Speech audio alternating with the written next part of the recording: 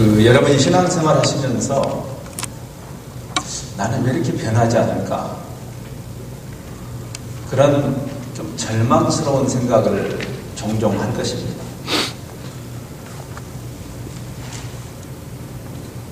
회심이라는 것은 우리가 터닝 포인트가 있다는 점에서는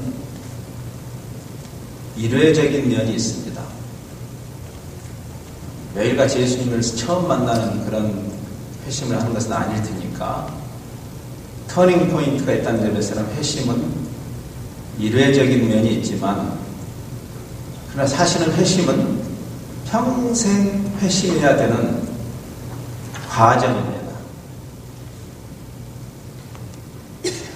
예수님이 단번에 십자가에 죽으심으로 우리의 구원을 확정하시는 일은 이례적이지만 그러나 우리가 오랫동안 죄성에 의해서 살던 우리가 개혁자들은 죄성을 자기중심성이라고 얘기했습니다. 자기중심성. 에덴 동산 사건을 생각해 보십시오. 하나님이 명하신 것과 아담과 하와의 범죄 사이에는 하나님의 뜻과 자기중심적인 생각이 부딪히면서 생기는 것이 죄죠. 죄성은 자기중심성인데 그래서 오랫동안 자기중심적으로 살아왔던 우리가 단 한 번의 어떠한 경험을 통해서 100% 바뀌는 법은 없습니다. 변화가 시작되는 것일 뿐이죠. 신앙생활 하면서 자기가 너무나 바뀌지 않는 것 때문에 고민하는 것은 건강한 고민이고 다만 그 변화를 향한 journey, 그 여정을 향해서 가는 일이 중요합니다. 근데 많은 사람들이 이런 생각을 하죠. 저는 그것을 영적인 도박심리? 도박심리는 뭐죠? 일확천금하는 거잖아요. 한번 쫙밭이 터지면 그냥 하루아침에 밀리언어가 되는 그런 생각을 우리는 영적으로도 하는 경향이 있습니다. 영적인 사행심이죠. 그래서 우리는 어떤 신비 체험을 통해서나 어떤 어디 광야나 기도원에 가서 하루아침에 내가 변화될 것을 기대하는 그런 심리가 우리 신앙생활에 있습니다. 근데 제가 배드 뉴스를 알려드릴게요. 그런 일이 일어나지 않습니다. 많은 사람들이 그걸 추구하고 있는 건 사실이지만 이것은 평생 그리스도를 닮아가는 그런 과정이죠. 그리고 그 과정은 소중한 것입니다. 내가 아직 그리스도를 닮지 못한 데 대한 자기를 향한 실망, 내가 신앙생활을 이만큼 했는데 지금도 이 모양 이 꼴이라는 데 대한 일종의 자괴감 같은 것은 사실 건강한 자기 성찰의 결과죠. 그것은 꼭 필요합니다. 여러분 성경을 읽으면서 그런 묘한 느낌을 갖지 않습니까? 바울과 같은 대단한 믿음의 선배가 바나바 같은 정말 우리 한국식으로 말하면 부처님 가운데 토막 같은 사람이 바나바잖아요. 참으로 선한 사람이에요. 바나바. 근데 그 사람하고 박터지게 싸워가지고 갈라지잖아요.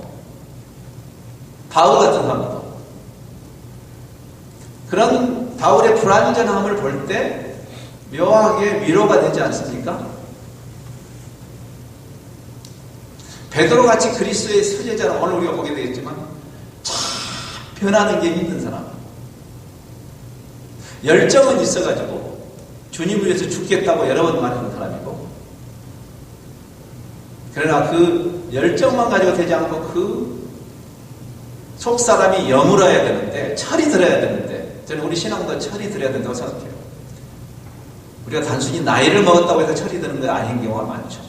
나이 많이 먹은 소년들이 많죠. 이 세상에는 철딱선이 없는 사람들 철이 들어야 되는 거죠. 근데 영적으로도 철이 들어야 되는 거죠.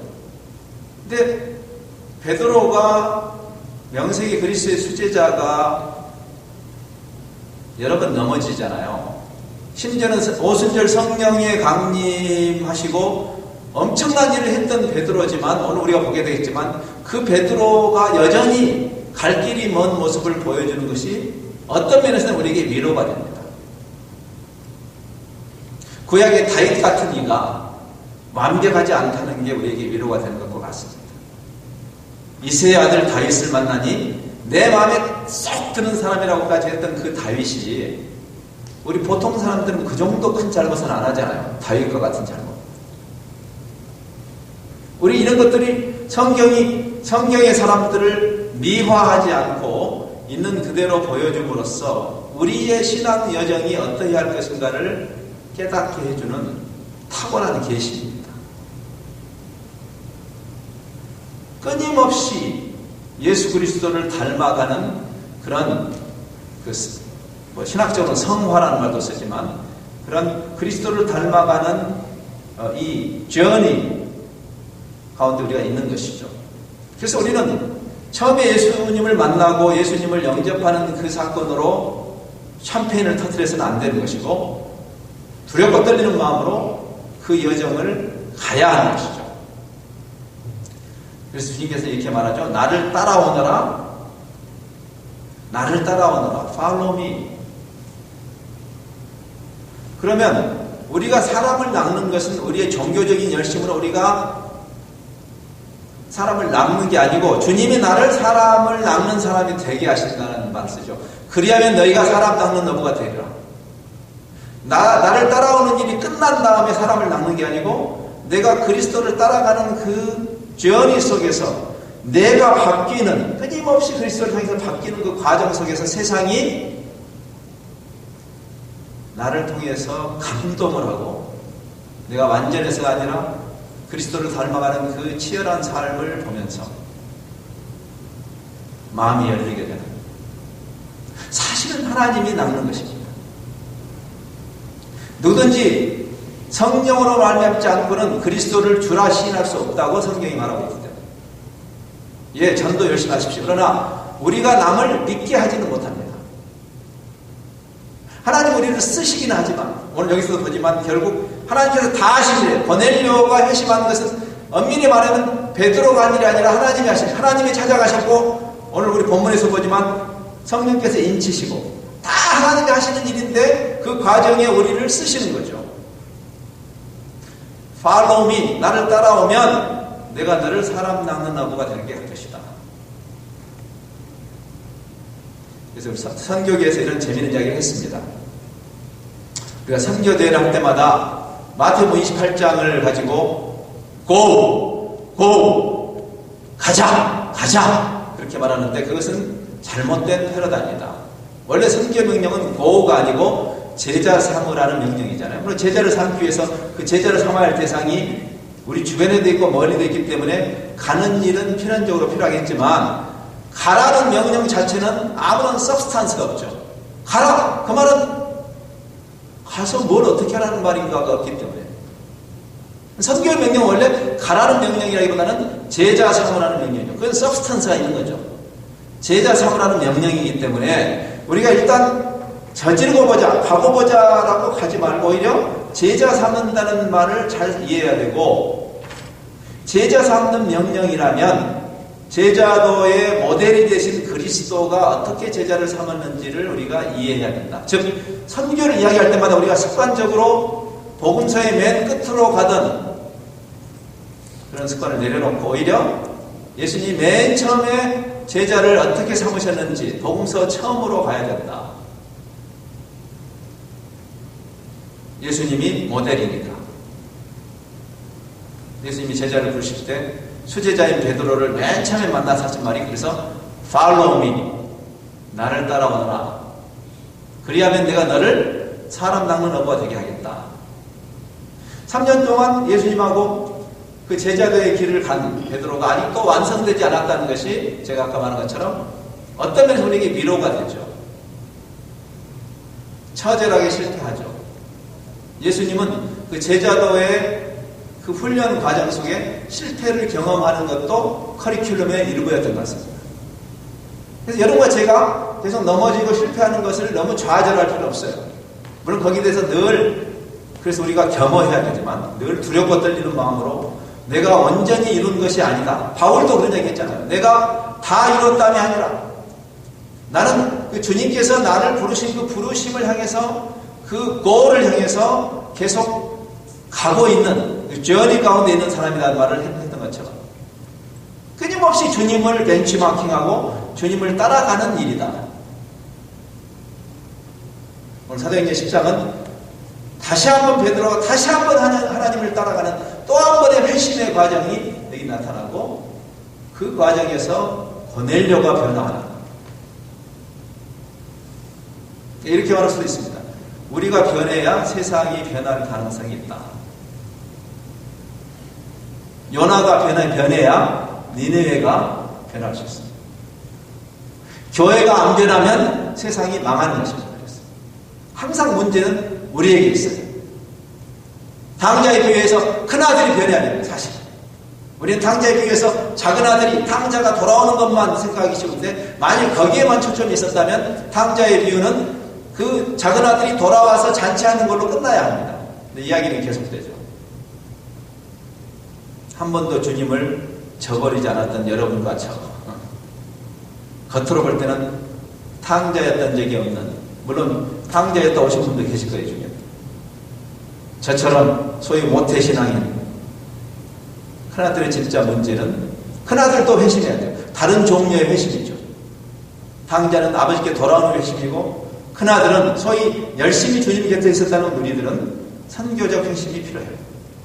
먼 나라로 가서 방탕하게 살고 있는 그 아들을 향한, 동생을 향한 아버지의 마음을 헤아리는 거예요.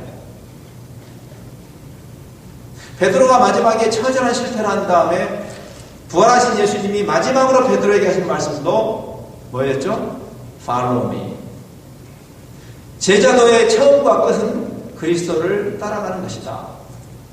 우리가 지금 선교적 교회론을 이야기할 때, 또 우리의 선교적 삶을 이야기할 때 가장 그 밑바닥에 그리스도를 따라간다라는 가장 본질적인 의미를 알아야 해요. 그리스도를 따라간다. 그래서 요한복음의 지상명령은 그것을 명쾌하게 설명합니다. 요한복음 20장 21절에서 예수님이 이렇게 말씀하시죠. 아버지께서 나를 보내신 것처럼, 하나님의 선교거든요. 선교는 하나님께 속해 있는 거거든요. 우리가 선교를 마치지 않을 겁니다. 하나님이 하셔요. 오늘도 보세요. 고넬료를 누가 먼저 찾아가시냐면 하나님이 먼저 찾아가시잖아요. 하나님의 선교. 성부 하나님이 성자 하나님을 보내셨죠. 선교란 말은 보냄이란 뜻입니다. 미션이란 말 자체가 라틴 말에 샌드란 뜻이에요. 우리 자동차의 트랜스미션이라는 단어가 그 미션이 거기서 나오네요. 그럼 동력을 전달한다. 동력을 샌드하죠. 엔진에 있는 동력이 트랜스미션을 통해서 바퀴로 전달돼서 차가 굴러가는 거죠.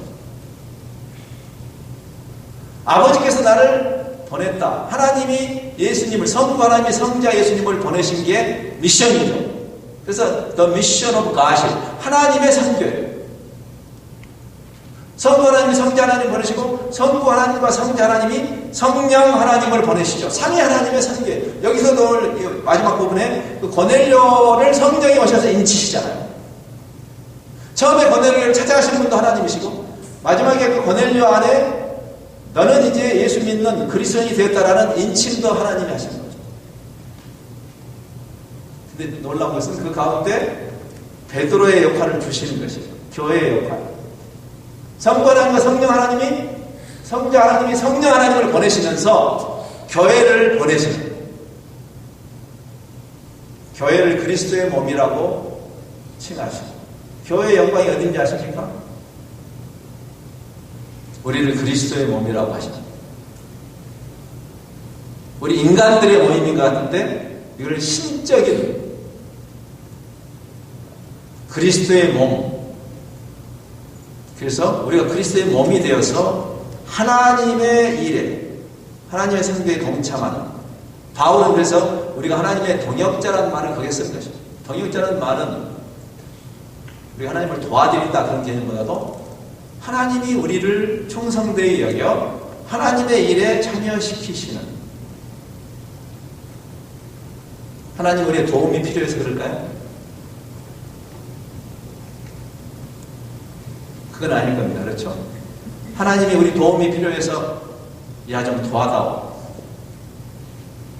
야, 내가 옛날 같지가 않다. 요즘은 우리 장로님도 계시지만 옛날 같지 않으시죠? 여전히 청년 같으시지만 야, 요즘은 내가 옛날 같지가 않아. 요즘 피곤해.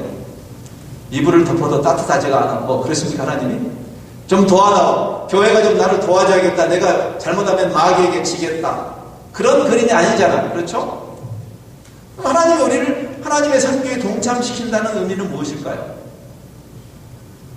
하나님이 우리 도움이 필요해서가 아니라 오히려 하나님의 사랑이 우리를 하나님의 일에 참여시키시는 것이죠.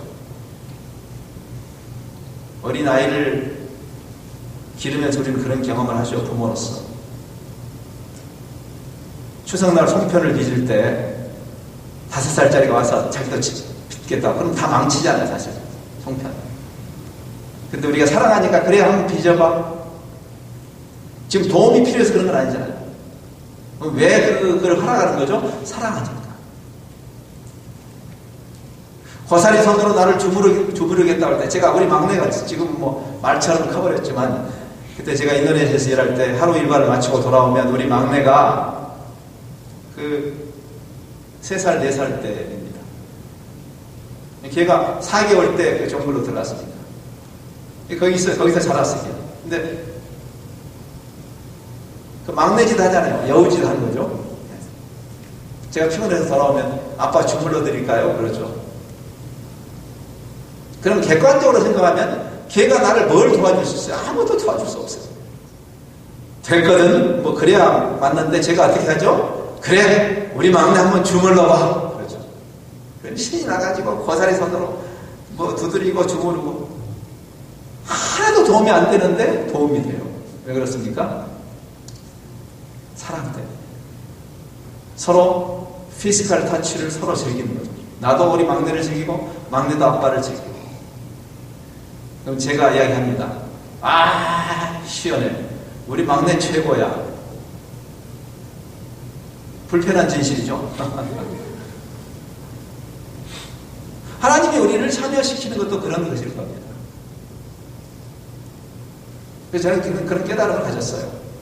내가 주님을 위해서 열심히 많은 일을 하는 게 중요한 것이 아니라 올바른 일을 올바른 태도로 해야 되는구나. 그렇게 깨달았어요. 하나님을 즐기면서. 저는 우리 사랑하는 딸이 저를 위해서 앵벌이 하는 것, 앵벌이가 뭔지 아시죠? 앵벌이 하는 거 원치 않습니다. 제가 가끔 이렇게 목사님들이나 선교사들이나 또 교회 안에서도 중직을 맡으신 분들 중에서 앵벌이 하는 분들이 있어요. 뭐 열심히 하는데 늘 마음에 불평불만, 비터네스가 가득한 분. 네? 뭐 제가 그분들한테 그만두시라고. 그 필요. 만일 그 애가 저를 주부로도 얼마나 그럽니까? 어이, 지금 내 나이에 이거 뭐 하는 짓이야? 이렇게 하고 있으면 당장에 그만두자 그러죠. 저는 그 아이가 저를 즐기기를 원하지 저를 위해서 앵벌이 하는 거 원치 않습니다. 사랑의 관계입니다. 사랑의 수고는 귀한 것입니다. 사랑이 없는 어떤 율법의 행위는 하나님이 원치 않으세요. 그래서 우리가 이 고민을 하는 것입니다. 주님을 따라가는 일이죠. 아버지께서 나를 보내신 것처럼 나도 너희를 보낸다. 한번 생각해 보아라. 아버지께서 성부 하나님의 성자 하나님을 어떻게 보내셨는가? 그리스도는 우리에게 어떠한 모델이 되셨는가? 그럼 우리의 크리스천의 삶은 누구를 닮아야 할 것인가? 종교적으로 많은 일을 하라는 이야기가 아니라 우리가 교회에서나 일상의 삶 속에서 우리가 누구를 닮아내야 할 것인가? 나를 따라오너라. 주님을 따라가는 여정이죠. 제자들도 그 여정을 갔던 것이고 아직도 갈 길이 먼 것을 보여주죠. 우리가 주님을 따라가기로 결심하는 그 최초의 회심, 그 터닝 포인트가 있지만 나 평생을 따라가야 됩니다. 때로는 멀리 때로는 가까이. 그렇잖아요? 베드로가 때로는 멀리 떨어져 있을 때도 있었어요. 주님을 부인할 때 멀리 떨어져 있죠. 우리 삶도 마찬가지죠. 그래서 우리가 낙심하지 않고 끝까지 그리스도를 닮아가는 그 삶을 말하는 것이죠. 그런 그리스도를 닮아내는 그런 과정 속에서 어떤 사람은 먼 곳에 가서 미전도 종족에게 복음을 전하기도 하는 것이고, 어떤 사람은 이 톨리도 지역에 계속 계시면서 이 안에서도 그리스도가 여기 사셨다면 어떻게 사셨을까? 원래 우리 개신교회의 근간이 그리스도를 닮는 운동이었습니다. 아십니까? 앞으로 4년 후면 우리 개신교회의 레포메이션이 일어난 500주년을 맞습니다. 16세기에 그 개혁운동이 일어날 때 그 개혁운동을 일으킨 그 저변에 맛이 가버린 그 중세 암흑기에서 다시 복음의 본질을 회복한 그 개혁운동의 저변에 어떤 운동이 있었냐면 그리스도를 닮기 운동이 있었어요. 우리를 크리스천이라고 하지 않습니까? 혹시 토머스 아켄피스라는 사람의 이름이 생각나십니까? 그 당시에 토머스 아켄피스라는 사람이 그리스도를 본받아라는 책을 썼는데 그 책이 하나의 상징적인 그 개혁자들의 생각을 정리한 중요한 책입니다. 또 중요한 운동이에요. 즉 중세 암흑기는 철저하게 그리스도를 떠나간 무당 종교로 갔던 것입니다. 여러분 기독교가 자꾸 무당 종교로 가는 것은 위험합니다. 그래서 성령의 역사가 자꾸만 이상한 우리의 호기심을 만족시키는 깜짝쇼 쪽으로 성령의 역사가 가는 거, 그거 좀 수상한 것입니다. 성경이 왜 오셨는가? 성경이 명쾌하게 얘기하잖아요. 하나님의 선교를 위한 마침표를 찍는 일이 성령의 역사였어요. 성령이 임하시면 너희가 권능을 받고 예루살렘과 온 유대와 사마리아와 땅끝까지 이르러 복음의 증인이 되는 철저하게 선교적인 하나님의 그 궁극적인 그림을 향한 것이었지 우리의 호기심을 만족시키는, 여러분 신기한 일은요 기독교에서만 일어나는 게 아닙니다. 3대 타종교권을 잘 안 보셔서 그렇지 진짜 신기한 일은 그쪽이 들어갑니다. 성령론이 잘못되는 이유예요. 본질을 놓치는 이유. 하나님의 나라의 완성을 향해서 계시는 창세부터 계시록까지 일관되게 기록되었고 또 하나님의 섭리도 그렇게 가는 것입니다. 제가 장황하게 이 선언을 이야기한 이유는 어느 주제를 다루든 어느 본문을 다루든지 우리는 하나님의 큰 그림 안에서 그 부분을 이해해야 돼요. 선교라는 것도 제가 선교사랍시고 여러분에게 더 선교금을 많이 내고 더 하던 일을 내놓고 미전도 전조로 달려가고 지금 선교사들을 더 많이 줘라 이런 이야기를 하려고 제가 예수님 것은 아니에요. 선교 행위를 말하는 게 아니라 선교적인 이해, 하나님의 나라의 완성이라는 그 이해 안에서 선교 행위를 들여다봐야 되는 것입니다.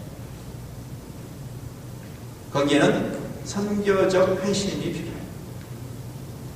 이제 베드로에게 어떤 일이 있는 걸 오늘 보겠습니다. 원래 제가 사도행전 10장 전체를 읽기를 원했지만 너무 길기 때문에 잠시 베드로가 어떠한 선교적 회심을 했는가, 지금 이 시점에 와서까지도 아직도 베드로가 회심이 필요했다는 것을 우리가 깨닫게 되죠.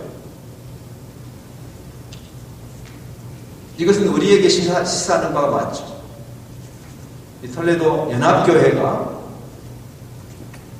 여전히 회심의 과정을 가야 된다는 의미이고, 여러분 개인적으로 신앙의 연륜을 떠나서 그 회심의 과정을 중단해버리면 안 되는 것입니다.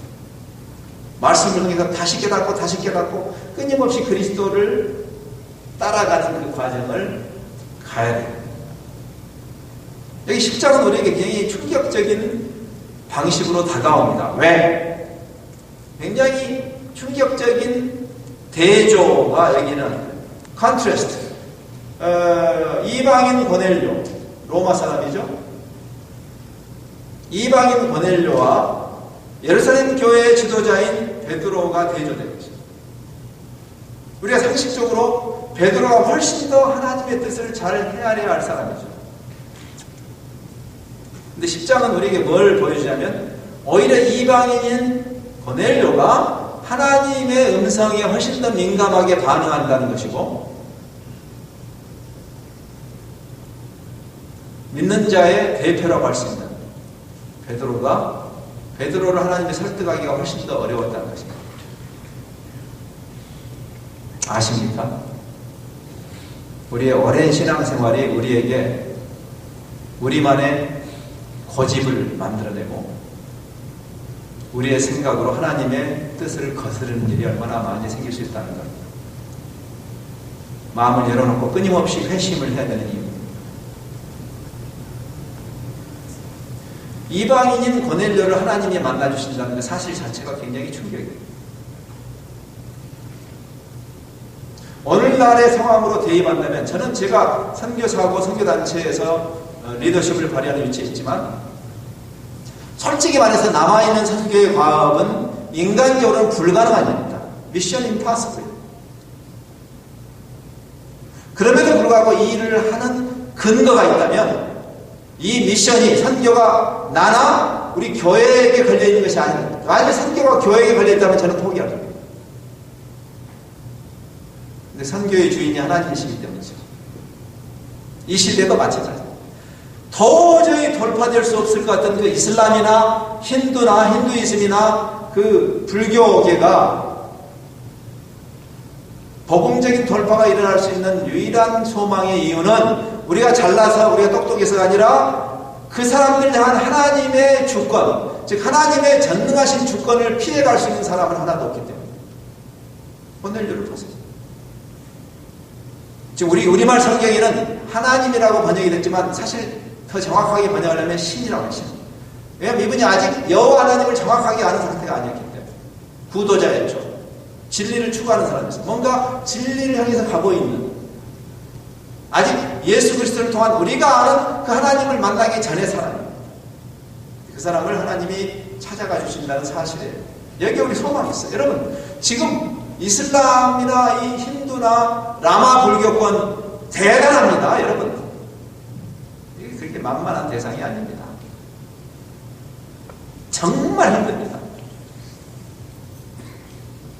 근데 이런 소망이 있죠. 하나님이 그들을 찾아가시고 그들을 준비시키시다. 여러분 동안, 여러분이 여기 펄리드 지역에 사시면서 여러분 주변에 있는 사람, 우리가 선교적 교회니까 내가 선교적 삶을 살아야 되니까 그들에게, 근데 저 사람, 내가 어떻게 저 사람에게,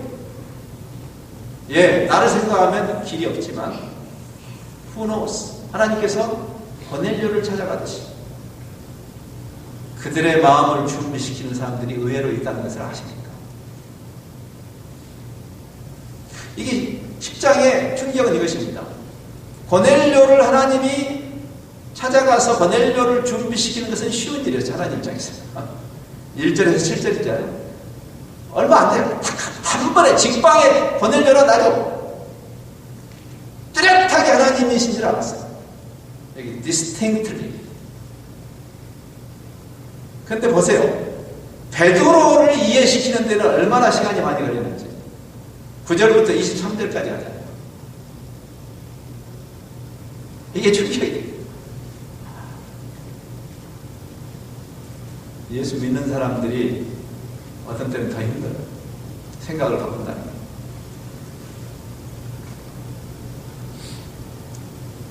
잘 믿는다는 사람들 더 힘든 경우가 많아요. 하나님은 여러 번 시도했어요. 베드로는. 고넬료는 맨정신에 하나님을 명쾌하게 만나고 깨달았지만 베드로는 하나님이 아마 맨정신으로 안 된다고 생각하셨는지 이렇게 기도하다가 잠깐 트란스, 황홀하 이러니까 트란스, 이 약간 환상 속에 빠졌을 때 맨정신으로 잘 안 되고요. 그때 하나님께서 그 보자기 같은 것을 이렇게 환상 중에 내려보내시죠. 시청각 자료까지 동원해서 그것도 3번이나 반복했어요. 하나님이 예루살렘 교회의 지도자, 성령의 강림을 경험한 사람, 그래서 왕년의 체험에 너무 비중을 두면 안 됩니다. 끊임없이 열려있어요. 3번이나 하나님이 반복했어요. 자기가 이해하는 부분적인 성경 지식을 가지고 하나님의 뜻을 거스르려고 하는 거예요. 레위기 10장에 나오는. 그래서 우리가 성경에 대한 총체적인 이해가 더 중요합니다. 말씀에 대한 깊은 이해가 필요해요. 성경을 한 구절을 인용한다고 해서 그 사람이 성경적이라고 말할 수는 없습니다. 성경 전체의 통합적인 그림, 즉 하나님의 뜻을 이해하는 것이 중요해요. 마귀도 성경을 인용하지 않습니까? 그러나 그래서 마귀가 인용한 성경은 성경을 뒤트는 방식이었습니다. 그렇죠? 우리 하나님의 말씀을 통합적으로 이해해야 분별을 하죠. 형제들아 모든 영을 믿지 말고 그 영이 하나님께로부터 온 영인지를 분별하라. 분별하는 책임이 우리에게 있고 그 분별은 어떤 주관적인 감각적인 분별이 아니라 하나님의 말씀의 통합적인 이해에 근거하는 분별이죠. 베드로를 참 설득하는 게 하나님으로서도 굉장히 많은 노력이 필요했다는 것이 우리에게 많은 것을 시사합니다. 3번의 그 환상을, 똑같은 환상을 본 다음에 비로소 설득이 되는 듯 했지만 여전히 여기 17절에 보면 여전히 아직 확신이 없는 모습이 여전히 생각해요. 17절에 보면 이렇게 말하고 있죠. 의아해하다. 3번 본 다음에 여전히 이게 긴가민가? 19절에 보세요. 그 환상에 대해서 여전히 thinking. 아직 확신이 없는 상태를 보여주는 거죠. 참 우리의 생각이 바뀐다는 게 얼마큼 어려운가를 보여줘요. 제가 처음에 회심은 끊임없이 회심이라 해요. 아직 우리가 완전히 깨달은 게 아닐 수 있으니까. 마침내 이제 이방인 고넬료와 베드로가 만나는 사건이 이제 21절 이하에 나오죠. 여기에 이제 중요한 요즘 흔히 말하는 패러다임의 전환이 일어납니다. 유대인 여러분 한번 생각해 보세요. 우리가 성경을 읽으면서 그리스도의 지상명령이나 하나님의 선교적인 그 하나님의 뜻에 대해서 머리로 이해하는 것이 출발이에요. 그러나 머리로 이해해도 우리 전인적으로 그것을 끌어안기까지는 시간이 좀 걸리는 것을 보여주죠. 그렇잖아요? 예수님이 부활하신 예수님이 이미 복음서 마지막에 지상명령을 주셨지만 심지어는 그 선교의 영이신 성령님이 강림하는 엄청난 경험을 베드로가 했지만 그래서 오순절날 베드로가 일어나서 바로 그때가 왔다라는 그 요엘 선지자의 말씀을 인용하면서 하나님께서 마지막 때에 내 영을 모든 육체에게 부어주겠다. 하나님의 뜻을 우리가 다 깨닫게 될 것이다.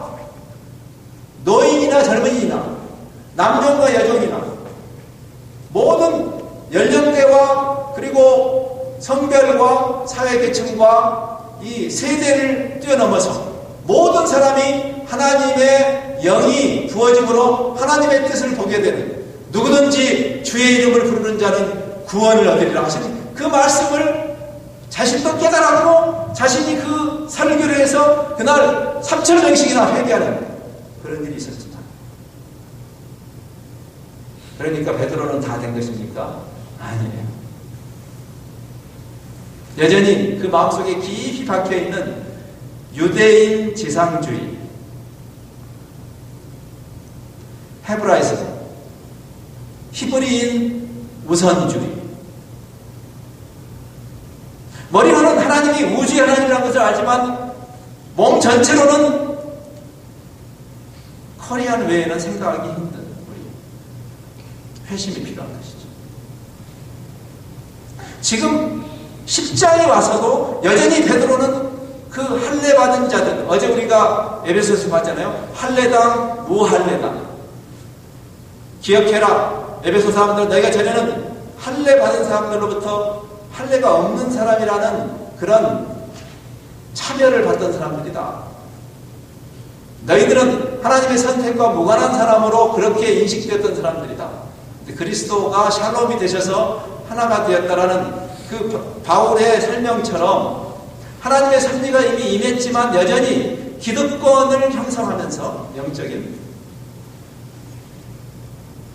예수 잘 믿는 우리 한민족을 하나님이 그 안 믿는 사람들이 신경 끄시고 우리나 잘해주세요라고 하는 그런 생각. 당자의 비유에서 그 호로자식이죠. 아버지를 배반하고 재산을 가지고 가버린 그 녀석 신경 쓰지 마시고 이 아버지에게 효도하는 큰아들에게 좀 신경을 써주세요 하는 그 마음. 그게 보통 그리스도인들 일반 교인들의 문제. 예? 저놈은 아버지를 배반하고 저렇게 장기들과 재산을 탕진해버린 녀석이 돌아왔는데 뭐가 그렇게 좋다고. 내가 이렇게 아버지께서 열심히 나는 교회 생활하고 열심히 주님을 봉사했는데 이 온열 삼복도에 강아지 새끼 한 마리 안 잡아주시던 주님 아버지가 저놈이 돌아왔다고 살진 암송하지. 내가 제일 아끼는 블랙 앵거스 스테이크를 저놈을 줘요? 그렇게 하나님의 마음을 헤아리지 못하는 애비의 마음을 헤아리지 못하는 큰아들의 문제가 여기 지금 베드로에게 있는 것이죠. 하나님이 그것을 깨신 것입니다. 이 사건. 이방이 돌아오려면, 이방이 회심하려면 우리의 선교적 회심이 필요해요.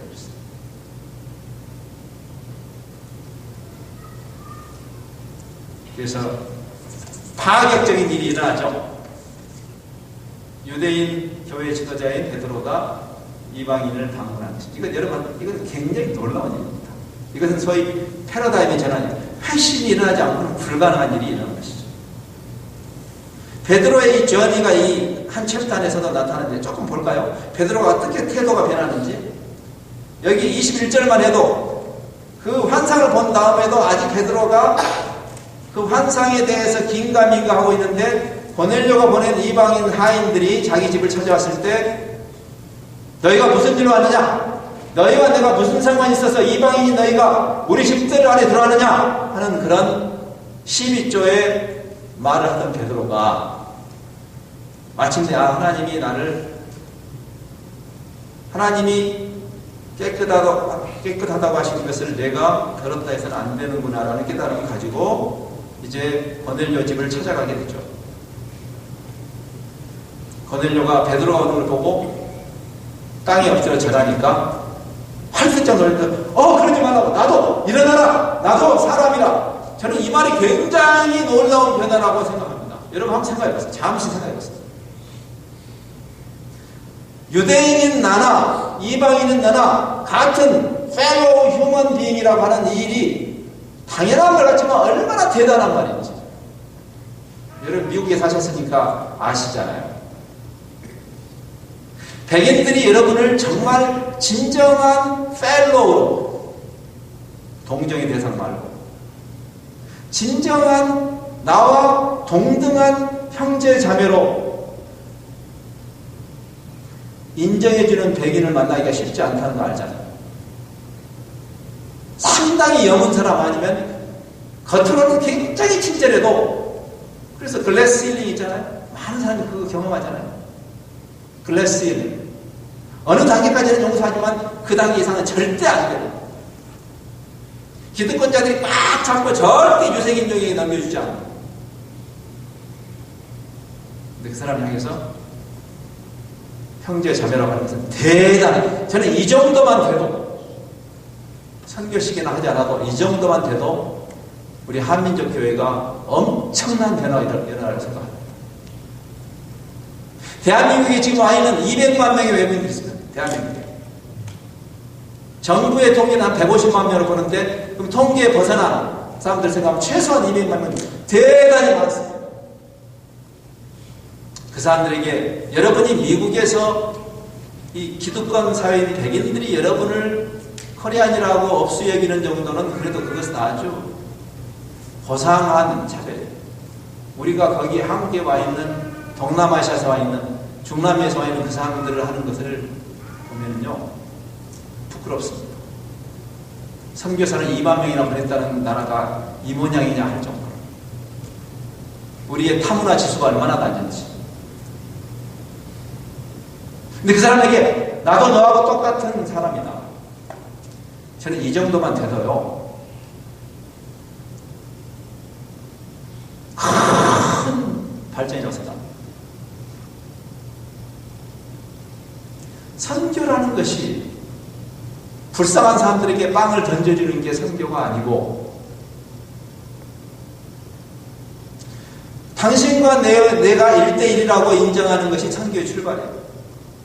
저는 제가 제 자신의 과거의 시행착오를 보든지, 아니면 지금 현재 일어나고 있는 선교운동, 우리 한민족 선교운동을 볼 때 우리는 아직 거기까지 안 갔다는 생각을 합니다. 최근에 한국에 굉장히 선교를 열심히 많이 하는 유명한 교회가 있어요. 어느 교회라고 하면 여러분도 아실 만한 그런 교회인데, 그 교회에 이런 일이 있었어요. 이건 굉장히 하나의 예화죠. 우리가 얼마큼 아직 여기까지 가지 않았다는 것을 보여줍니다. 그 교회 선교, 그 교회, 열심히 선교하는 교회 중에서도 가장 선교에 앞장서는 권사님이 계세요. 훌륭하신 분이에요. 우리가 일반적인 기준으로 볼 때 너무 훌륭한 분이에요. 정말 희생적으로, 이타적으로 선교함에 앞장서고 아주 과분할 정도로 많이 헌금도 하시고 앞장서는, 그 교회가 해외에 있는 선교뿐 아니라 그 교회가 위치한 그 주변에 외국인 노동자들이 많기 때문에 그 외국인 노동자 사회까지도 앞장서서 하는 교회고, 이게 제법 괜찮은 교회예요. 소위 보통 일반적으로 그냥 뭐 해외에 있는 얼굴 모르는 사람에게 이렇게 하는 그 정도가 아니라 구체적으로 자기 주변에 와 있는 그분들을 향해서 복음적인 그 손을 내미는 그러한 교회니까 괜찮은 교회죠. 그 중에서도 그 주변에 있는 외국인들에 대해서 돕는 일을 열심히 하시는 이 권사님이 어떤 일이 있었냐면, 그 동네에 있는 그 외국인들, 중동에서 오신 분들인데, 그 그룹이 토요일마다 와서 거기서 그 중동에서 사역하는 경험이 있는 분이 이제 사역을, 그분들을 모아서 이렇게 사역을 해요. 이분들이 같이 모이고 끝나고 펠로십을 하는데 식사를 해야 될 거 아니에요. 평소에는 거의 밖에 나가서 하다, 그날은 주일 이제 교회 키친에 들어가서 성가대가 먹는 식반을 가져다가 이렇게 중동식으로 해서 같이 먹었는데, 그 모습을 권사님이 마침 교회에 들어오셨다가 보신 거예요. 이분이 노발대발하셨어요. 아니, 우리 성가대가 내일 쓸 식반을 이 이방인들이, 이제 여기로 치면 할례 받지 않은 사람들이죠.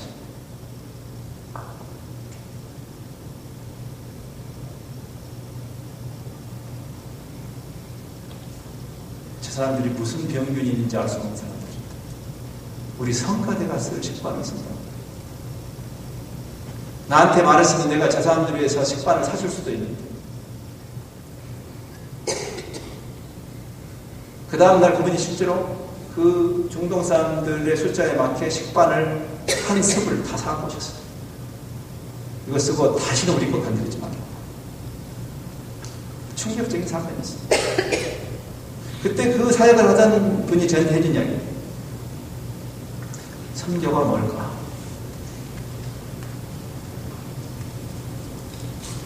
제가 여러분에게 선교적 교회, 선교적 회심, 선교적 삶을 이야기하는 이유입니다. 내가 그 사람들을 불쌍히 여겨 빵을 줄 수는 있지만, 나와 같이 not in my backyard, 나도 너하고 같은 사람이다라고 할 수 있어야 되죠. 저도 그런 실수를 했어요. 제가 모스코나라는 종족 사역을 할 때 하나님께서 그런 은혜로 저에게 깨달음을 주셨어요. 예, 겉으로는 제가 헌신적으로 일했죠. 내 몸을 불사르게 내어줘요. 그래서 많이 들어본 표현이지 않습니까? 바울이 그런 얘기죠. 내가 내 몸을 불사르게 내어줄지라도 사랑이 없으면 헛짓이다. 사랑은 오만불손하지 않고 무례에 행치 않고 우리가 선교라는 행위를 많이 하면 되는 게 아니라 우리가 선교적이 돼요. 선교적. 제가 모스크바 사람들을 그 사람들을 멜라네시안 그 아시아의 말레이 인종처럼 이렇게 까무잡잡한 아시아 사람들이 아니고 제가 일했던 지역은 그 뉴기니 섬이라는 섬인데 그쪽은 생태계도 이쪽 아시아하고 다르고 인종적으로도 저기 남태평양에서 올라온 멜라네시안 말이 흑인이라는 겁니다. 흑인. 아프리카의 흑인들하고 인종이 같은 사람들이에요. 곱슬머리에 까만 피부라. 멜라네시아는 말 자체가 흑인이라는 뜻입니다. 우리의 그 까맣게 햇볕을 타면 그 멜라닌이라고 있는데 그 멜라닌이란 말이 우리 성경에 이름된 그리그의 멜라노스란 말이 블랙이란 말이에요. 블랙. 그래서 흑인들인데 뭐 적도 오고 다 벗고 사는 사람들. 남자고 여자고. 그 사람들에게 제가 맨 처음에 갔을 때 제가 느끼는 느낌. 그래서 그들을 불쌍히 여기고 그들을 도와주겠다. 근데 도와주는 정도가 선교가 아니라는 것을 깨달았어요. 도와주는 정도가 아니다. 같이 되는 것이다. 그것은 어려워요. 도와주고 긍휼히 여기고 빵을 던져주고 하겠지만 그들이 나와 같은 식반을 쓰는 것은 어려운 거죠. 거기까지 가야 되는 거죠. 제가 수년을 그 사람들을 위해서 나름대로는 헌신적으로 일했지만 그리고 모든 사람들이 저를 향해서 박수를 쳤지만 저도 괜찮은 선교사인 줄 알았는데 어느 날 그 깨달음을 하나님이 은혜로 주셨어요. 어느 날 저희 동료 서양 선교사가 우리 마을을 오게 됐어요. 이제 우리가 거기 옛날에는 이리안 자유라고 불렸던 곳인데 서로 휴가를 저는 산족이니까 산 위에 있으니까 아침 저녁으로 제법 선선한 적도지만 근데 저 밑에 그 수암피안 지역에서 사는 사람들은 늘 덥죠. 그 사람들은 휴가를 우리 지역으로 옵니다. 멀리 가기는 너무 비싸니까 우리는 휴가를 또 수암피안 지역으로 가요. 거기 악어들 많이 있는 거. 서로 상대방이 사용하는 지역으로 이렇게 서로 오고 가면서 휴가를 보내는데 우리 마을로 미국 선교사 한 가정이 휴가를 오겠다고 연락이 왔어요. 우리가 그 무선음 통해서. 기뻤죠. 늘 외로웠으니까. 그분들이 드디어 그 항공선교회 미션 에비에이션 펠로십이라고 MAF라는 단체가 제공하는 그 경비행기를 타고 우리 마을에 도착했어요. 뭐 다른 운송수단이 없는 곳이니까. 아마존보다 훨씬 더 그 열대, 이 레인포레스트가 우거져 있는 곳입니다. 그리고 산쪽입니다. 그들이 오던 날을 저는 지금도 생생하게 기억해요. 그날 하나님이 제게 깨달음을 주신 날이었어요. 그들이 랜딩하니까 우리 마을 사람들이 너무 재밌는 새로운 일이잖아요. 온 마을이 난리가 났어요. 구경거리가 생긴 거죠. 그 사람들이 내렸어요. 그 미국 선교사 가정이 이제 짐을 이렇게 내리는데 우리 마을 사람들이 막 달려가는데 제가 그 사람들을 이렇게 저리 가라 이러면서 제가 이분들을 굉장히 극진하게 그리고 모스크바 사람들을 제가 함부로 대하고 있는 제 자신을 문득 깨닫게 해주신 사람. 제가 아마 저는 잠꾸러기인데요. 며칠 밤을 잠을 못 자는 게 그때가 처음이 아닌가 싶습니다. 제 인생에. 우리 부모님이 돌아가셔서 저는 잘 잤는데 슬펐지만 잘 오더라고요. 근데 이상하게 그때는 정말 잠을 못 자요. 제가 지난 수년 동안 했던 일들이 주마등처럼 떠오르면서 내가 잘못합니다. 사람들이 알잖아요. 참 놀라운 건 그것입니다. 사람들이 압니다. 여러분이 자녀들을 향해 보면 자녀들이 알잖아요. 여러분이 정말 자기 가슴을 찢으면서 자녀를 사랑해서 사랑의 매를 때릴 때 하고 자기 성질을 못 이겨서 때릴 때 하고 얘들이 다 압니다. 말은 내가 너를 사랑해서 사랑의 매를 들어서 하지만 얘들이 다 알아요. 제가 정말 회심했어요. 그날 회개했어요. 내가 모스크바 사람들을 나하고 동등한 인간으로 여기지 않았더라고요. 겉으로는 하나도 달라진 게 없는데요. 며칠 있다가 우리 마을의 그 족장하고 그 마을의 지도자들이 저를 찾아왔어요. 그 사람들이 저한테 그러더라고요. 당신 변했다고 하더라고요. 제 태도가 변한 거예요. 근데 사람들이 금방 알더라고요. 당신 변했다고. 우리는 그 전에 당신도 고마웠다고. 근데 지금이 더 좋다고 하더라고요. 여러분, 그 절대 빈곤 속에 있는 사람들 우리가 도와줄 때 여러분이 태도를 어떻게 하든 도와주는 것은 고마워해요. 그러나 그 사람들이 알죠. 개에게 남은 음식을 던져주듯이 우리가 그렇게 함부로 하지는 않지만 우리 태도가 어떠한 것을 사람들이 알죠. 일어서시오. 나도 같은 사람이요. 여러분, 평양대부흥이 어떻게 일어나는지 아십니까? 한국에 계신 서양 선교사들이 이해할 만해요, 인간적으로. 여러분, 지금도 서양 사람들이 교만한 것을 저는 이해할 수 있을 것 같아요. 그렇잖아요? 잘났잖아요, 그 사람들이. 그 사람들이 다른 유색인종들에 대해서 교만한 마음을 갖는 거 인간적으로 이해할 수 있잖아요. 100년 전에는 더 했겠죠? 100년 전에 그때 한국에 왔던 선교사 입장에서 한국에 사는, 흙집에 사는 그 한국 사람들을 보았을 때 그 사람들이 어떤 생각이 들었을까요? 선교사들. 근데 어느 날 하나님 은혜로 서양 선교사들 마음속에 내가 한국의 성도들을 함부로 대했구나 를 깨닫게 하셨어요. 원산대부흥이 바로 그렇게 원산대부흥이 평양대부흥을 일으킨 거예요. 선교사들이 내가 한국 사람들을 우습게 알았다. 겉으로는 한국 사람들을 위해서 열심히 일했지만 그러나 마음속에 한국 사람과 서양 사람은 이렇게 다르다라고 생각하고 있어요. 근데 그게 무너지면서 부흥이 일어났어요.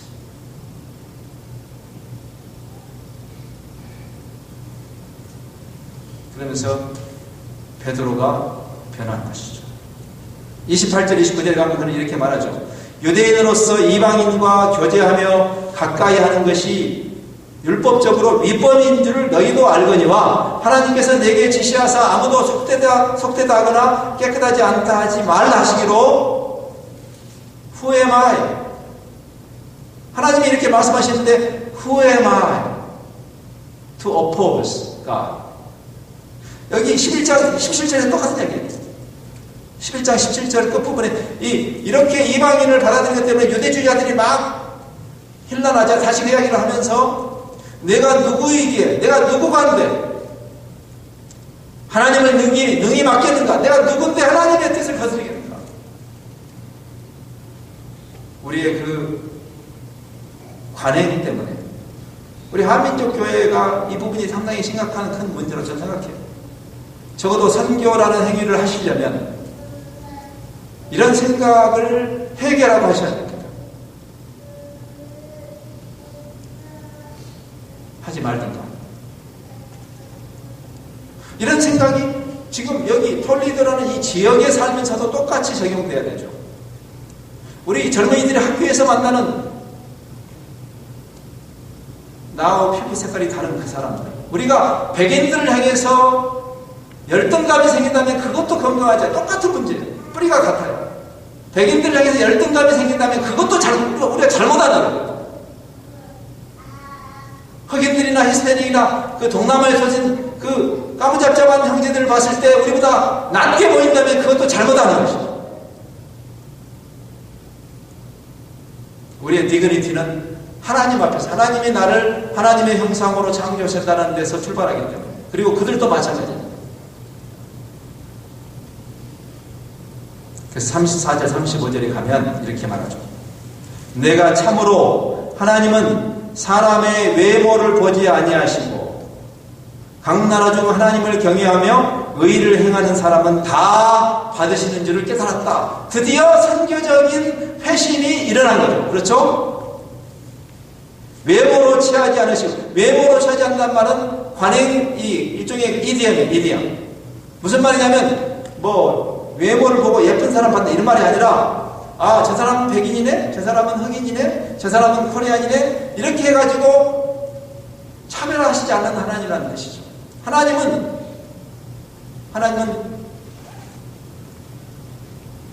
컬러 블라인드라고 그러잖아요. 하나님은 컬러 블라인드. 우리 막내가 태어나자마자 그 흑인들과 함께 살았던 것이 우리 막내로 하여금 컬러 블라인드하게 하는 축복을 주셨어요. 하나님. 우리가 국제본부가 달라스에 있을 때 우리 가정에 왔는데 그 달라스 남쪽에 있는 우리 국제본부가 있는 지역이 블랙 커뮤니티입니다. 거기에 있는 하이스쿨에 들어갔는데 전국에서 가장 큰 하이스쿨 중에 하나에 3,500명입니다. 하이스쿨. 그 중에 최소한 3,000명이 블랙 학생들. 그리고 나머지 500명 대부분이 히스패닉 학생들이고, 우리 딸이 들어갔을 때 딱 아시안이 우리 딸하고 일본계에 딱 2명이었어요. 백인 몇 명이에요. 저도 선교사인데 마음이 편하지 않더라고요. 선교사가 이러면 안 되는데 하면서 노력이 필요하더라고요. 우리 딸을 거기다 집어넣는데 내가 정말 걱정해서 우리 딸이 혹시 마음이 힘들어하지 않을까? 그런 생각을 했어요. 그날 좀 프로세스를 하는데 교장 선생님도 흑인 선생님이시고 거기 담당하는 분도 다 티처도 대부분 흑인 분들인데 제가 그 학교에 입학하는 절차를 다 마치고 돌아오는 차에서 제가 우리 딸한테 물어봤어요. 그때 이제 하이스쿨을 했어요. 괜찮니? 뭐가요? 저는 선교사 자녀로 걔가 거기서 살았다는 것이 얼마나 큰 축복인지를 그때 깨달았어요. 그까지 정규 교육 조금 덜 받는 게 그렇게 대수냐? 이런 심성을 어디서 기를 수 있겠는가? 여기 아이비리그 대학을 가면 기를 수 있을까요? 천만의 말씀. 난 그래서 선교사 자녀로 있다는 게 큰 축복이라는 것을 그때 깨달았어요. 지금도 마찬가지. 자연스러운 거죠. 컬러 블라인드. 하나님이 외모로 취하시지 않으니까. 선교적인 생각을 갖는 거예요. 그래서 오늘 우리가 본 이제 마지막 부분에 47절에 드디어 베드로가 자원해서 이 사람을 세례를 주자. 이 사람들이 우리와 같이 성령을 받았으니 누가 능히 물로 세례 베품을 금할 것이냐. 여러분 이것도 대단한 겁니다. 여러분 초대교회가 함부로 세례 주지 않았습니다. 요즘 교회가 함부로 세례를 주죠. 초대교회에서는 세례 주는 게 굉장히 힘들었습니다. 세례를 받는다는 것은 검증을 받은 다음에 그래서 자기가 나는 예수를 나의 개인의 구주로 영접한다고 해도 세례 함부로 안 줬습니다. 초대교회 문서를 보면 그렇습니다. 저 사람이 정말 혹시 분위기에 휩쓸려서 예수 믿는다고 했는지 그럴 수 있잖아요. 아니면 정말 진심으로 예수 그리스도를 자기 인격적으로 만나고 My Lord and my God 주인이 바뀌는 거니까 예수를 믿는다는 것은 하나 들여놓는 게 아니니까 예수 귀신 하나 들여놓는 게 아니니까 주인이 My Lord 주인이 바뀌는 거니까 이제 내가 내 인생의 주인이 아니고 그리스도가 내 주인이라는 고백을 할 수 있는 정말 그 고백을 하는 것인가 그게 예수 믿는 것입니다. 이건 성숙의 이슈가 아니고 회심의 이슈입니다. 그래서 초대교회에서는 자기들이 입으로 예수님을 시인해도 검증을 해서 세례를 주었습니다. 여러분 초대교회 한국교회도 마찬가지입니다. 그 당시에 언더우드 아펜셀러가 함부로 세례 주지 않았습니다. 그럼 그때 그 전통을 생각하면 대단한 일이죠. 베드로가 자천해서 이분 세례 줘야 된다고 할 정도로 이방인 고넬료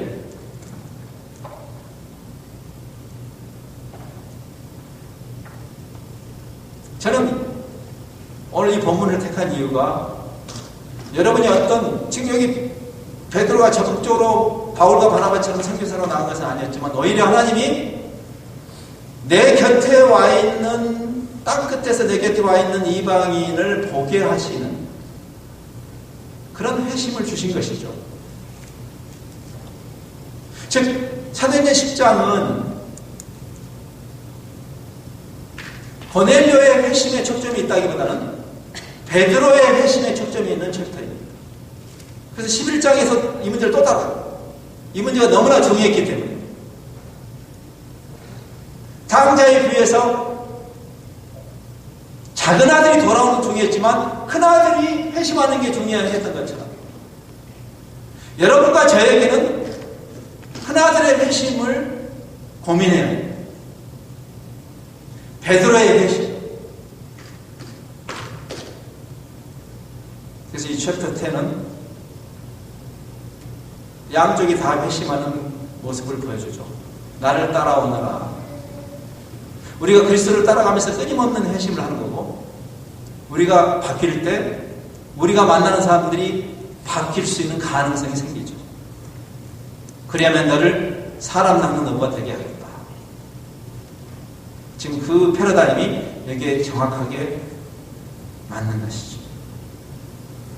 하나님이 깨달음을 주시면서 문득 내가 스스로 내 활동 반경을 제한했던, 베드로가 그러지 않았습니까? 절대 이방인들과 접촉하지 않았고 이방인들하고 상종하지 않았고 이방인들의 집에 간다는 것은 상상도 할 수 없었던 그가 불편한 진실을 깨닫게 된 것이죠. 하나님께서 그 활동의 지경을 넓히라고, 내가 편안하게 생각하는 그 바운더리 안에 머물지 말고 push your boundaries. 하나님께서 우리의 바운더리를 푸시하라고 할 때 그때 우리가 과감하게 하나님의 그 인도하심을 의지하면서 하나님이 하실 거니까. 불편한 여러분의 그 컴포트 존을 벗어날 때, 하나님이 그러한 깨달음을 주실 때, 여러분이 조금 더 손을 내밀 때, 조금 더 여러분의 발이 그 지경을 넘어갈 때 여러분 스스로도 그 회심의 깊이가 깊어지는 경험을 하게 될 것이죠.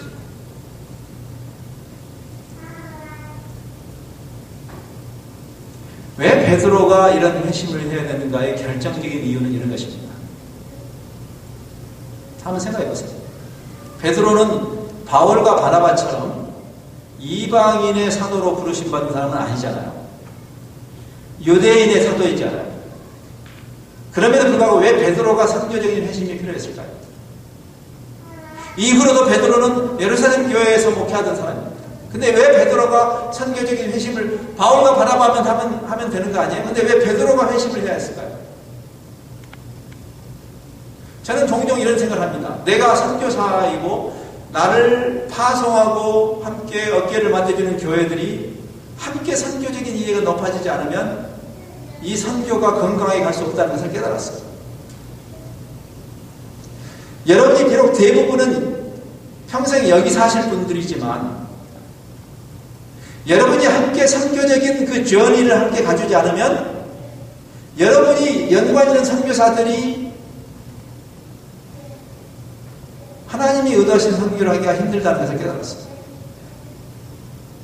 특별히 베드로의 신앙 고백 위에 그리스도의 교회가 세워져 있기 때문에 더 그렇습니다. 기억나시죠? 마태복음 16장에서 베드로의 신앙 고백, 사람들이 나를 누구라고 하느냐, 너희는 나를 누구라고 하느냐 할 때 베드로가 정확하게 예수님에 대해서 신앙 고백을 했어요. 당신은 그리스도 메시아시고 살아계신 하나님의 아들입니다 했을 때, 맞다, 네가 정확하게 신앙 고백을 했다. 네 신앙 고백 위에 그리스도의 교회를 세우겠다. 이 교회는 어떤 교회죠? 어제 이야기했죠. 선교적 교회.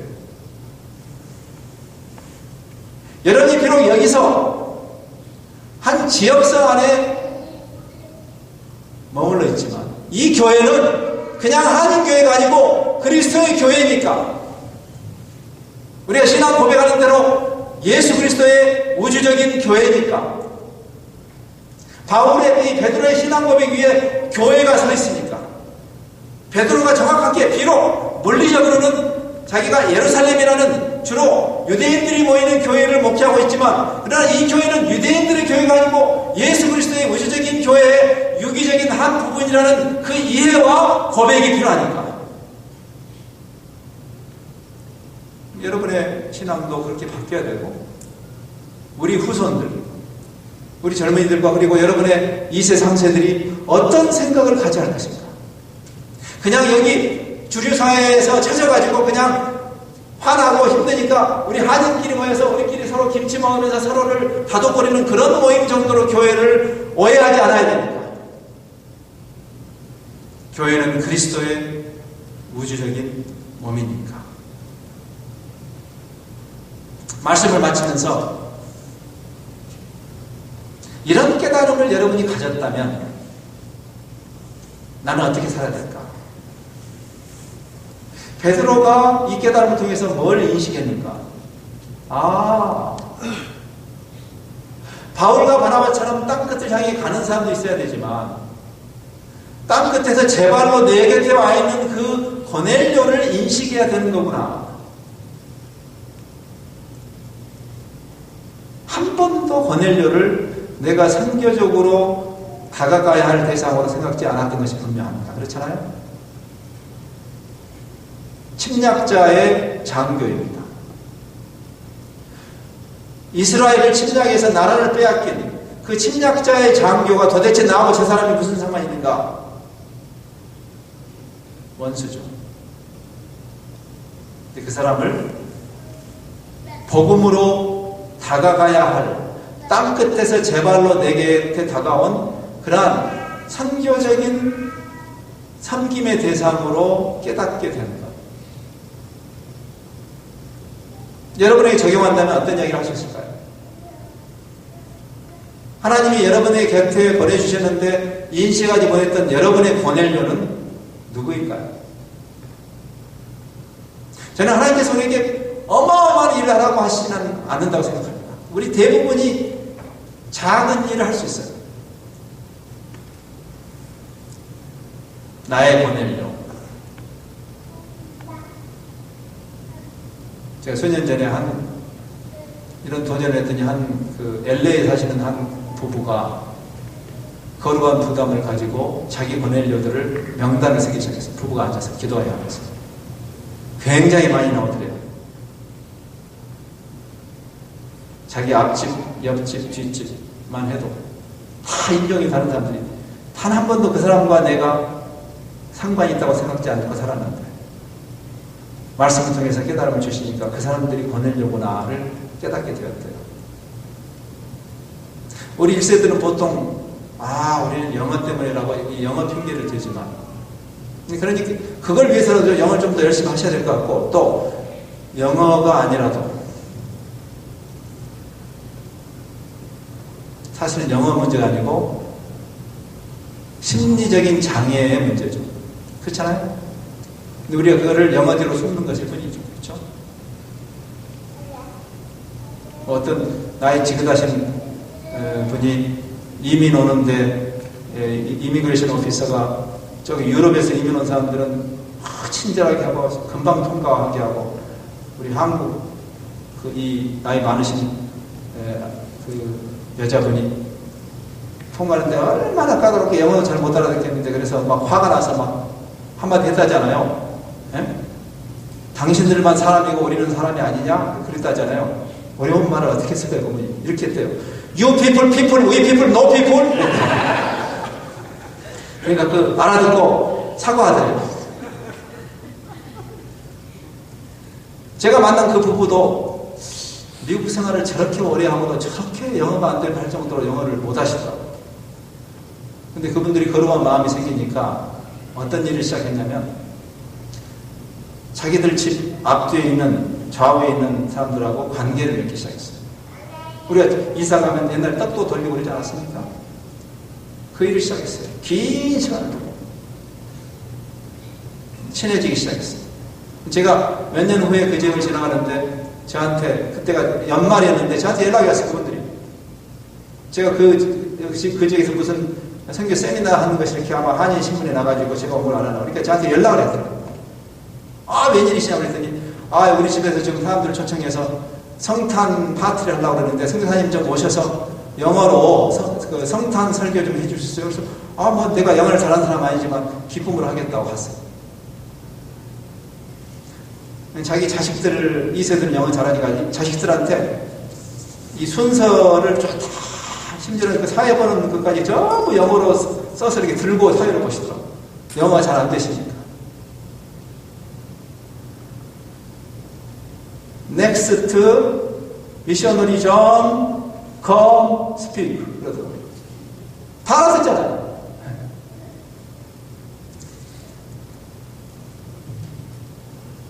제가 성탄 메시지를 하면서 복음을 전하고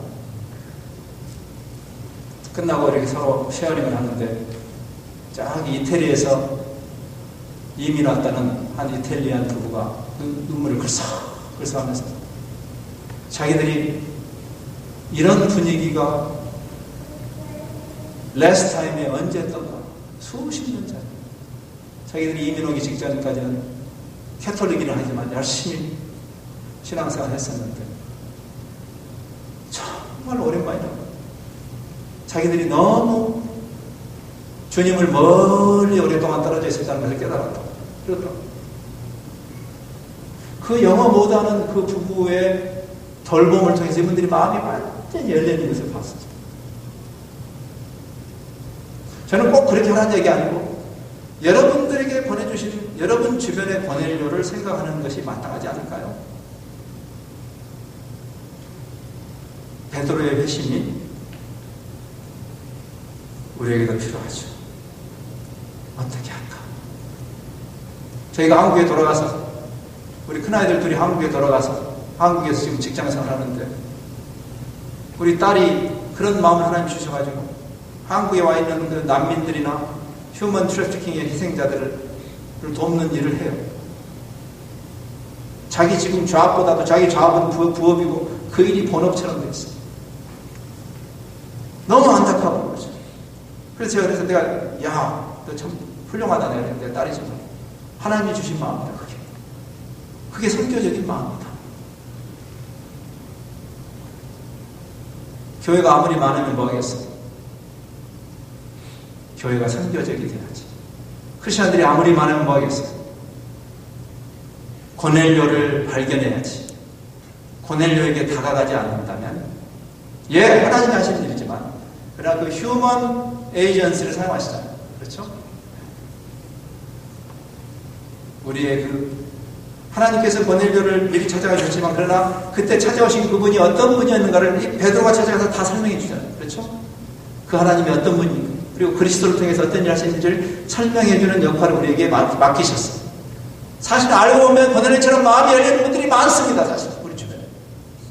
근데 누군가 찾아가서 당신의 그 마음을 심란하게 하는 꿈에 찾아오시는 그분이 바로 하나님이신 것을 증거하는 그 역할을 해야 되고 그리고 성령께서 그들을 인치시는 다 하나님이 하시는 일인데 우리를 참여시키시는 우리는 우리의 역할을 해야 되는 것이죠. 우리 잠시 기도하는 시간을 갖겠는데 기도하면서 한번 여러분이 이런 기도를 좀 했으면 좋겠어요. 한번 잘 생각해 보세요. 내 주변에 내가 인식해야 하고 내가 다가가줘야 할 그 고넬료들이 누굴까? 지금부터 기도할 수 있잖아요. 기도가 출발이죠. 아까 제가 소개한 LA 부부도 처음에 여러 달 동안 기도만 했다고 하더라고요. 그리고 마침내 용기를 내서 접촉하기 시작했다고 하더라고요. 여러분이 할 수 있는 만큼 근데 첫 단추는 기도하는 것이겠죠. 잠시 기도할 때 하나님께 그 사람들을 떠올리면서 지역사회 안에서 만나는 사람들, 비즈니스 가운데 만나는 사람들, 학교 캠퍼스에서 만나는 사람들 한번 생각해 보세요. 관계를 맺어보세요. 여기 베드로가 가서 서로 먹고 마시고 하는 이런 릴레이션십을 빌드하는 그런 과정이 있었죠. 만나자마자 전도하는 거 아니죠. 관계를 맺는 서로 신뢰할 수 있는 관계. 때가 됐을 때 예수 그리스도를 소개할 수 있겠죠. 그런 조용하지만 위대한 출발이 될 수 있도록 하나님의 도우심을 구하는 그런 기도를 잠시 생각하시죠.